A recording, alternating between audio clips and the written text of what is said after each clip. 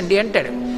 ఆఖరణ ప్రాణం పోయాక వెనక వచ్చేవాళ్ళు ఎవరు రారు అని తన శరీరమే కాలిపోతుంటే చూసుకుని ఏడుస్తాడు. చీకటి పడిపోతే అయ్యో ఓపికన్నప్పుడు ఒక్క రోజు గుడికి వెళ్ళలేదురా, ఓ ప్రవచనం వినలేదురా, ఓ ప్రదక్షిణం చేయలేదురా, ఓ పూజ చేయలేదురా అని అప్పుడు ఏడుస్తూ ఉంటాడు. ఎవరు ఊరుకోబెట్టేవాళ్ళు ఎవరు ఉండరు.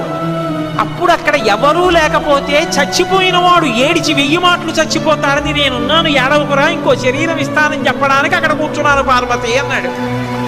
ఆయన్ని పట్టుకుని శ్మశానవాసి అని చెప్పి నింద చేయడం కన్నా కృతజ్ఞత ఇంకొకటి ఉంటుందా? అంతకన్నా అసహ్యకరమైన విషయం ఇంకోటి ఉంటుందా? అలా అన్నవాడు అసలు మనుష్యుడు అనిపించుకోవడానికి వాడు యోగ్యుడే. కాబట్టి అందుకు కూర్చున్నాను పార్వతి, అంతేకాని నాకు సరదా పుట్టి శ్మశానానికి వెళ్ళి కూర్చోలేదని చెప్పాడు.